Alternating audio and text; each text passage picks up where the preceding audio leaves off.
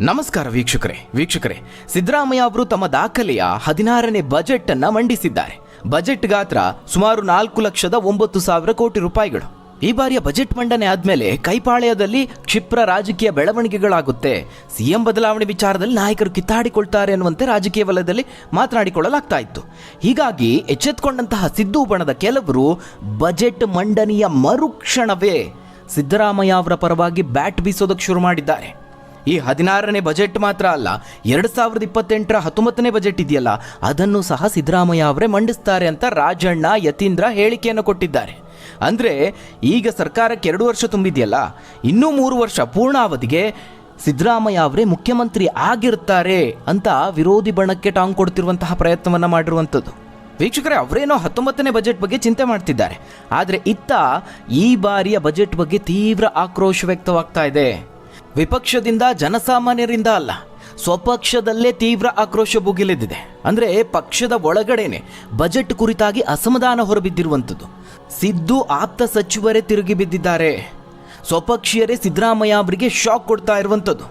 ಇದರ ಜೊತೆಗೆ ಒಂದು ವಿಡಿಯೋ ವೈರಲ್ ಆಗ್ತಾ ಇದೆ. ಈ ಬಜೆಟ್ ರಾಷ್ಟ್ರಮಟ್ಟದಲ್ಲಿ ಚರ್ಚೆಗೆ ಗ್ರಾಸವಾಗಿದೆ. ರಾಹುಲ್ ಗಾಂಧಿ ಅವರ ವಿಡಿಯೋ ವೈರಲ್ ಆಗಿದೆ. ಇದಲ್ಲದೆ ಮತ್ತೊಂದು ವಿಚಾರ ಅಂದರೆ ಈ ಬಜೆಟ್ನಲ್ಲಿ ರಾಜ್ಯ ಕಾಂಗ್ರೆಸ್ನ ರಾಜಕೀಯದ ಲೆಕ್ಕಾಚಾರದ ರಹಸ್ಯ ಕೂಡ ಅಡಗಿದೆ. ಹಾಗಾದ್ರೆ ಬಜೆಟ್ ಹಿಂದಿರುವ ಆ ರಹಸ್ಯ ಏನು? ಸಿದ್ದು ವಿರುದ್ಧ ಆಪ್ತ ಸಚಿವರೇ ತಿರುಗಿ ಬಿದ್ದಿದ್ಯಾಕೆ? ಡಿಕೆಯನ್ನ ತಣ್ಣಗಾಗಿಸಿದ್ದು ಹೇಗೆ ಗೊತ್ತಾ? ಬಜೆಟ್ ಬೆನ್ನಲ್ಲೇ ಏನಿದು ಮಹತ್ವದ ಬೆಳವಣಿಗೆ? ಅಷ್ಟಕ್ಕೂ ವೈರಲ್ ಆಗ್ತಿರುವ ವಿಡಿಯೋದಲ್ಲಿ ಅಂಥದ್ದೇನಿದೆ? ಆ ಎಲ್ಲದರ ಬಗ್ಗೆ ಒಂದು ವರದಿ ಇದೆ, ನೋಡೋಣ. ವೀಕ್ಷಕರೇ, ಈಗಾಗಲೇ ಪ್ರತಿಪಕ್ಷದವರು ಈ ಬಜೆಟ್ ಕುರಿತಾಗಿ ರಾಜ್ಯ ಕಾಂಗ್ರೆಸ್ ವಿರುದ್ಧವಾಗಿ ಮುಗಿಬೀಳ್ತಾ ಇದೆ. ಹಿಂದಿನ ಬಜೆಟ್ಗಳಿಗೆ ಹೋಲಿಸಿದ್ರೆ ಈ ಬಾರಿಯ ಬಜೆಟ್ ಸುದೀರ್ಘವಾಗಿ ಚರ್ಚೆ ಆಗ್ತಿರುವಂಥದ್ದು. ತೀವ್ರವಾದಂತಹ ಆಕ್ರೋಶ ವ್ಯಕ್ತವಾಗ್ತಾ ಇದೆ. ಹಲಾಲ್ ಬಜೆಟ್ ಇದು, ಕರ್ನಾಟಕವನ್ನು ಪಾಕಿಸ್ತಾನ ಮಾಡೋಕೆ ಹೊರಟಿದ್ದಾರೆ, ಮುಸ್ಲಿಂ ಲೀಗ್ ಅಜೆಂಡವನ್ನು ಮುಂದುವರಿಸಿದ್ದಾರೆ ಅಂತೆಲ್ಲ ಟೀಕೆಗಳನ್ನು ಮಾಡ್ತಿರೋದನ್ನು ನೋಡ್ತಿದ್ದೀವಿ. ಬಜೆಟ್ಗೂ ಮುಂಚೆನೇ ಈ ಗುತ್ತಿಗೆ ಟೆಂಡರ್ಗಳಲ್ಲಿ 4% ಮುಸ್ಲಿಂ ಮೀಸಲಾತಿಯ ಬಗ್ಗೆ ಚರ್ಚೆ ಗ್ರಾಸವಾಗಿತ್ತು. ವಿಪಕ್ಷ ಬಿಜೆಪಿಗಂತೂ ಇದು ದೊಡ್ಡ ಅಸ್ತ್ರವಾಯಿತು. ಅದು ಹೇಗೆ ನೀವು ಧರ್ಮಾಧಾರಿತವಾಗಿ ಮೀಸಲಾತಿಯನ್ನು ಕೊಡ್ತೀರಿ ಅಂತ ಆಕ್ರೋಶ ಕಾರಣ ಆಯಿತು. ಸಂವಿಧಾನಕ್ಕೆ ವಿರುದ್ಧವಾದಂತಹ ನಡೆಗಳಿದು. ನಮ್ಮ ಭಾರತದ ಸಂವಿಧಾನ ರಚನೆಯಾದಂತಹ ಸಂದರ್ಭದಲ್ಲಿ ಮತದ ಆಧಾರದ ಮೇಲೆ ಮೀಸಲಾತಿ ಕೊಡೋ ಬಗ್ಗೆ ಚರ್ಚೆ ಆಗಿತ್ತು. ಆಗ ಮುಸ್ಲಿಮರಿಗೆ ಮೀಸಲಾತಿ ಕೊಡೋ ಬಗ್ಗೆ ಮಾತುಗಳು ಬಂದಿತ್ತು. ಆದರೆ ಸಂವಿಧಾನ ಶಿಲ್ಪಿ ಅಂಬೇಡ್ಕರ್ ಅವರು ಅದಕ್ಕೆ ಒಪ್ಪಿರಲಿಲ್ಲ ಅಂತ ಪ್ರತಿಪಕ್ಷ ಇತಿಹಾಸದ ಸಾಕ್ಷಿ ಸಮೇತವಾಗಿ ವಾಗ್ದಾಳಿಯನ್ನು ಮಾಡ್ತಾ ಇದೆ. ಸಂವಿಧಾನಕ್ಕೆ ವಿರುದ್ಧವಾದಂತಹ ಹೆಜ್ಜೆಯನ್ನು ಕಾಂಗ್ರೆಸ್ ಇಡ್ತಾ ಇದೆ, ಓಲೈಕೆ ರಾಜಕಾರಣದಲ್ಲಿ ಮುಳುಗಿ ಹೋಗಿದೆ ಅಂತ ಆಕ್ರೋಶಕ್ಕೆ ಕಾರಣ ಆಗಿದೆ. ಇದಕ್ಕೆ ಸಿದ್ದರಾಮಯ್ಯ ಅವರು ಯಾವ ರೀತಿಯಾಗಿ ಕೌಂಟರ್ ಕೊಟ್ಟರು ಅನ್ನೋದನ್ನು ನೀವೆಲ್ಲರೂ ಗಮನಿಸಿರಬಹುದು. ಈಗ ಬಜೆಟ್ ಘೋಷಣೆಯಲ್ಲಿ ಮುಸ್ಲಿಂ ಸಮುದಾಯದವರಿಗೆ 2 ಕೋಟಿ ರೂಪಾಯಿಗಳವರೆಗೆ ಕಾಮಗಾರಿ ಗುತ್ತಿಗೆಯಲ್ಲಿ ಮೀಸಲಾತಿ ನೀಡಲಾಗುವುದು ಅಂತ ಘೋಷಣೆ ಮಾಡಿದ್ದಾರೆ. ಆದರೆ ಇದು ಮಾತ್ರ ಅಲ್ಲ, ಇದೇ ಬಜೆಟ್ನ ಮತ್ತೊಂದು ಅಂಶ ಕಾಂಗ್ರೆಸ್ನಲ್ಲೇ ಕೆಂಗಣ್ಣಿಗೆ ಗುರಿಯಾಗ್ತಾ ಇದೆ. ಕೈಗಾರಿಕಾ ಪ್ರದೇಶ ಭೂಮಿ ಹಂಚಿಕೆಯಲ್ಲೂ ಪ್ರವರ್ಗ 1, 2A, 2Bಗೆ 20% ಮೀಸಲಾತಿಯನ್ನು ಘೋಷಣೆ ಮಾಡಿದ್ದಾರೆ. ಅಂದರೆ ಮುಸ್ಲಿಂ ಸಮುದಾಯವು ಸೇರಿದಂತೆ. ಇದೇ ಅಂಶ ಈಗ ಪ್ರತಿಪಕ್ಷ ಅಲ್ಲ, ಜನನೂ ಅಲ್ಲ, ಸ್ವಪಕ್ಷದವರೇ ಸಿದ್ದರಾಮಯ್ಯ ಅವರ ವಿರುದ್ಧ ತಿರುಗಿ ಬೀಳೋದಕ್ಕೆ ಕಾರಣ ಆಗಿದೆ. ಸಿದ್ದು ಆಪ್ತ ಸಚಿವರೇ ಪರೋಕ್ಷ ಆಕ್ರೋಶ, ಬೇಸರವನ್ನು ಹೊರಹಾಕಿದ್ದಾರೆ. ಅದರಲ್ಲೂ ಪ್ರಮುಖವಾಗಿ ಒಕ್ಕಲಿಗರು, ಲಿಂಗಾಯತರ ಆಕ್ರೋಶಕ್ಕೆ ಕಾರಣ ಆಗಿರುವಂಥದ್ದು. ಪರಿಶಿಷ್ಟರು, ಅಹಿಂದ ಹಾಗೆ ಮುಸ್ಲಿಂ ಸಮುದಾಯದವರಿಗೆ ಈ ರೀತಿಯಾಗಿ ಮೀಸಲಾತಿಯನ್ನು ಕೊಡ್ತಾ ಹೋದರೆ ನಾವೆಲ್ಲಿ ಹೋಗಬೇಕು?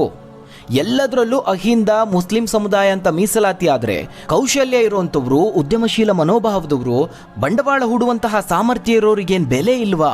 ಈ ಮೀಸಲಾತಿಗಳು ನಿಜಕ್ಕೂ ಸಿಗಬೇಕಾದವರಿಗೆ ಸಿಗುತ್ತಾ ಅನ್ನೋ ಪ್ರಶ್ನೆ ಮತ್ತೊಂದು ಕಡೆ ಇದೆ.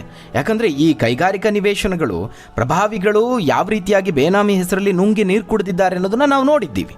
ಅಧಿಕಾರದಲ್ಲಿರುವಂಥವರು, ಮಾಜಿಗಳು ತಮ್ಮ ಟ್ರಸ್ಟ್ ಮತ್ತೊಂದು ಇನ್ನೊಂದು ಅಂತ ಭೂಮಿಯನ್ನು ಪಡೆದುಕೊಂಡಿದ್ದಾರೆ.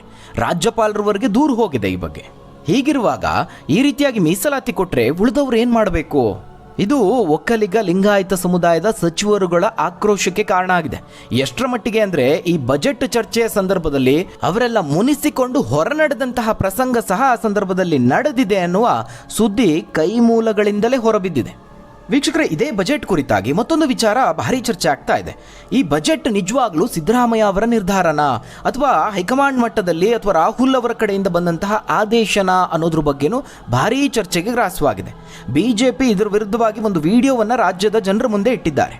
ರಕ್ಷಣೆ ಮಾಡಬೇಕು, ಅವರ ಜನಸಂಖ್ಯೆ ಎಷ್ಟಿದೆಯೋ ಅದರ ಆಧಾರದ ಮೇಲೆ ಅವರ ಸಾಮರ್ಥ್ಯ ಎಷ್ಟಿದೆಯೋ ಅದಕ್ಕೆ ಅನುಗುಣವಾಗಿ ಅನುಕೂಲಗಳನ್ನು ಮಾಡಿಕೊಡ್ಬೇಕು ಅಂತ ರಾಹುಲ್ ಗಾಂಧಿ ಅವರು ಆಡಿದ್ದ ಮಾತಿನ ವಿಡಿಯೋ ಅದರ ತುಣುಕು ಈಗ ವೈರಲ್ ಆಗ್ತಾ ಇದೆ.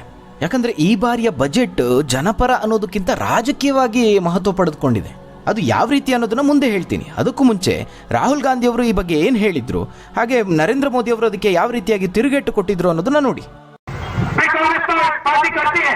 मनमोहन सिंह जी खड़े होते कहते भैया करना है, हम देंगे, मुसलमान भाइयों को आरक्षण देंगे, शामिल करेंगे इनको। आज ही मैंने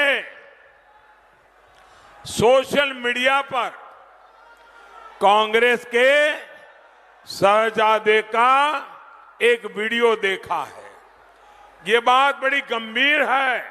मैं आप सबसे कहता हूं, मेरी इस बात पर गौर कीजिए। मैं मीडिया वालों को खास कहता हूं, ये वीडियो 11-12 साल पुराना है। ये कांग्रेस के शहजादे का वीडियो है। इस वीडियो में कांग्रेस के शहजादे खुलेआम कह रहे हैं कि कांग्रेस पार्टी ಮುಸಲ್ಮಾನೋ ಕೋ ಆರಕ್ಷಣ ದೇಗಿ. ವೀಕ್ಷಕರೇ, ಸಿಎಂ ಸಿದ್ದರಾಮಯ್ಯ ಅವರು ಹಾಗೆ ಸರ್ಕಾರದ ಇತರ ಸಚಿವರುಗಳು ತಮ್ಮ ನಡೆಯನ್ನು ಸಮರ್ಥಿಸಿಕೊಂಡಿದ್ದಾರೆ. ಅಂದರೆ ಬಜೆಟ್ ಅನ್ನು ಅಲ್ಪಸಂಖ್ಯಾತರು ಅಂತ ಹೇಳಿದ್ರೆ ಕೇವಲ ಮುಸ್ಲಿಮರಲ್ಲ, ಅದರಲ್ಲಿ ಜೈನರು ಬರ್ತಾರೆ, ಬೌದ್ಧರು ಬರ್ತಾರೆ ಅಂತ ಸಮರ್ಥಿಸಿಕೊಂಡಿದ್ದಾರೆ. 4,09,000 ಕೋಟಿ ರೂಪಾಯಿ ಬಜೆಟ್ ಗಾತ್ರದಲ್ಲಿ ಅಲ್ಪಸಂಖ್ಯಾತರಿಗೆ 4,500 ಕೋಟಿ ರೂಪಾಯಿ ಮಾತ್ರ ಕೊಟ್ಟಿರೋದು. ಹಾಗಾದರೆ ಹಲಾಲ್ ಬಜೆಟ್ ಅಂತ ಹೇಗಾಗುತ್ತೆ ಅಂತ ಸಿಎಂ ಕಿಡಿಕಾರಿದ್ದಾರೆ. ಇನ್ನು ಜಮೀರ್ ಅಹಮದ್ ಖಾನ್ ಅವರು ಸಹ ಒಂದು ಹೇಳಿಕೆಯನ್ನು ಕೊಟ್ಟಿದ್ದಾರೆ. ರಾಜ್ಯದಲ್ಲಿ ಮುಸ್ಲಿಮರ ಪಾಪ್ಯುಲೇಷನ್ 14%. ಅದಕ್ಕೂ ಹೋಲಿಕೆ ಮಾಡಿಕೊಂಡ್ರೆ ಈ 4,09,000 ಕೋಟಿ ರೂಪಾಯಿ ಬಜೆಟ್ನಲ್ಲಿ ಕಡಿಮೆ ಅಂದ್ರೂ 60,000 ಕೋಟಿ ರೂಪಾಯಿಗಳನ್ನು ಕೊಡಬೇಕಾಗಿತ್ತು ಮುಸ್ಲಿಂ ಸಮುದಾಯಕ್ಕೆ. ಆದರೆ ಆ ರೀತಿ ಮಾಡಿಲ್ವಲ್ಲ.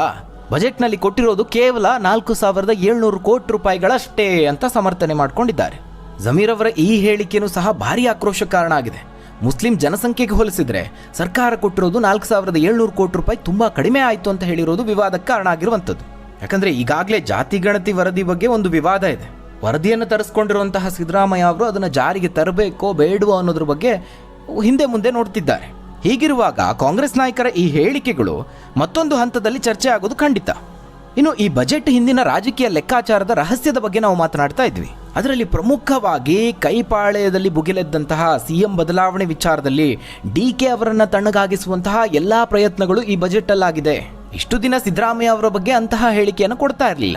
ಆದರೆ ಈಗ ಇದ್ದಕ್ಕಿದ್ದಂತೆ ಸಿದ್ದರಾಮಯ್ಯ ಅವರನ್ನ ಹಾಡಿ ಹೊಗಳ್ತಿದ್ದಾರೆ. ಅದಕ್ಕೆ ಒಂದಷ್ಟು ಕಾರಣ ಸಹ ಇದೆ.